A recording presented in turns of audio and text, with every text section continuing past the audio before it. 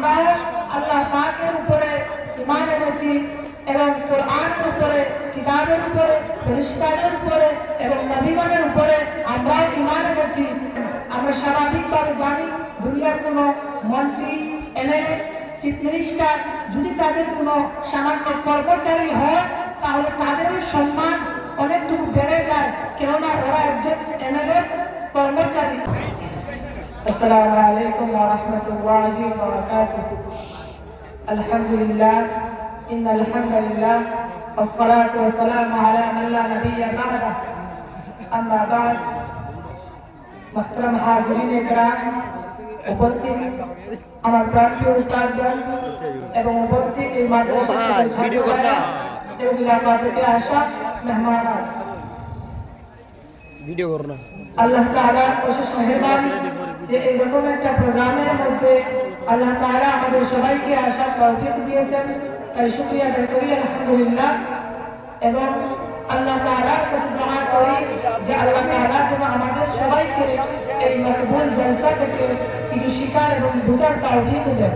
আর শিকার এবং বোঝার তৌফিক দেওয়াটা হচ্ছে এবং না দেওয়াটা হচ্ছে আল্লাহ পাক তাআলার হাতের মধ্যে। আল্লাহ তাআলা কোরআন পাকের মধ্যে বলেছেন, আল্লাহু ওয়ালিয়ুল লাযিনা আমানু, আল্লাহ তাআলা বলেছেন উনি সকল ঈমানদারের বন্ধু, উনি সকল ঈমানদারের সাহায্যকারী।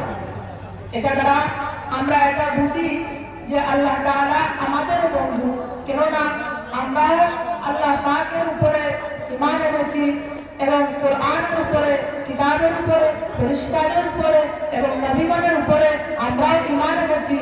এই জন্য এটা দ্বারা বোঝা যায় যে আমরা আল্লাহের বন্ধু, আল্লাহ তাআলা হচ্ছেন আমাদের সাহায্যকারী বন্ধু। আল্লাহ বলতেছেন যে উনি আমাদের বন্ধু হয়ে কি উপকার করেন।